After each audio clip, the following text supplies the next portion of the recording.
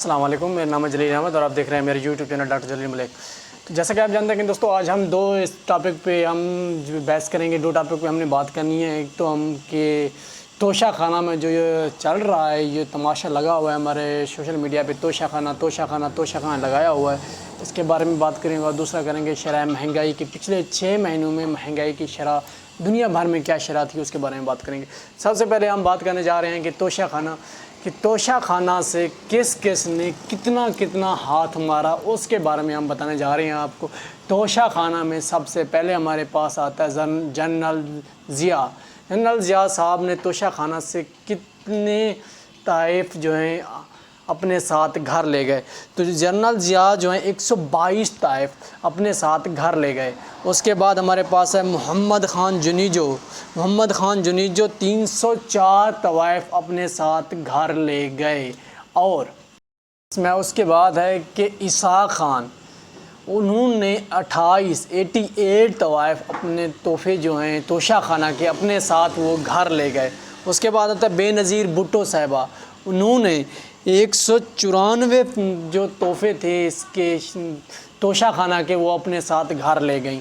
اس کے بعد ہیں کہ ہمارے پاس نواز شریف صاحب، جس کی پارٹی اتنی زور لگا رہی ہے، جیو پہ چلا رہے ہیں، جنگ پہ چلا رہے ہیں عمران خان صاحب کے خلاف، کہ عمران خان صاحب توشہ خانہ کے طوائف اپنے ساتھ گھر لے گئے ہیں۔ کبھی گھڑی کا بنا دیا، کبھی پین کا بنا دیا، کبھی انگوٹھی کا بنا دیا، کبھی پسٹل کا، کبھی رائفل کا، کبھی پانی کی بوتل۔ انہیں شرم آنی چاہیے، کوئی اور کیس تو مل نہیں رہا، تو اس عوام کو ایک لال بتی کے پیچھے لگا کے، ٹرک کی بتی کے پیچھے پہ لگا کے اپنے ہاتھ سیدھے کر رہے ہیں، اپنی جیبیں بھر رہے ہیں، اپنے اکاؤنٹ کو بھر رہے ہیں، عوام کو بے وقوف بنا کے۔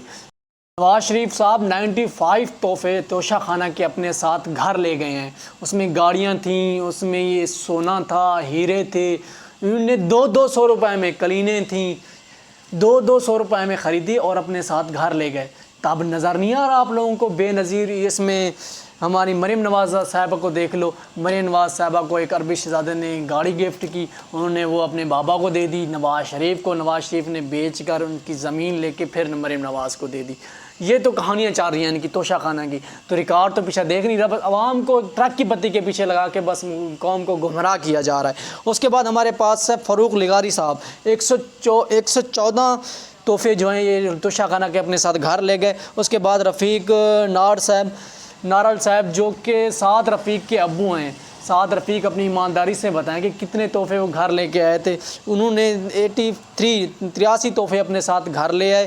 اس کے بعد ہے کہ ہمارے پاس ظفر اللہ جمالی صاحب یہاں سے 110 تحفے اپنے ساتھ گھر لے گئے۔ اس کے بعد چودھری شجاعت 9 تحفے اپنے ساتھ گھر لے گئے۔ اس کے بعد ہمارے پاس تھا جنرل مشرف، 515 تحفے توشہ خانہ کے اپنے ساتھ گھر لے گئے۔ اس کے بعد آتا ہے ہمارے پاس شوکت عزیز جو ہیں 1126 تحفے توشہ خانہ کے اپنے ساتھ گھر لے گئے۔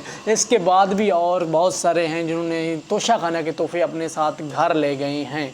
تو صرف عمران خان کے بارے میں آپ جانتے ہیں وہ کتنے تحفے اپنے ساتھ گھر لے گیا اور کتنے کے خریدے ہیں، کیا انہوں نے سچ بتا دیا عوام کے سامنے۔ کم از کم آپ جرأت تو کریں، ہمت تو کریں بتانے کی آپ نے جو تحفے لیے ہیں کہاں استعمال کیے، کہاں سے کتنے کے لیے ہیں، کیسے لے گئے، کتنے لے گئے، اس نے بتایا تو ہیں، آپ تو بتا نہیں سکتے۔ عوام کو بیوقوف بنایا جائے، کبھی گھڑی کے پیچھے، کبھی اس کے پیچھے۔ آپ گھڑی میں ایک مقدس تصویر تھی، اچھی بات ہے، یہ اس پہ مقدس تصویر تھی، کیا آپ سعودی عرب نہیں وہاں پہ آپ نے نوٹ پہ نہیں دیکھا کہ خانہ کعبہ کی بھی وہاں پر تصویر بنی ہوئی ہے، اس کے بعد روضہ رسول کی بنی ہوئی ہے، اس کے بعد آپ وہ نوٹ نہیں چلاتے، وہ نوٹ نہیں چلا رہے، وہ گناہ کر رہے ہیں۔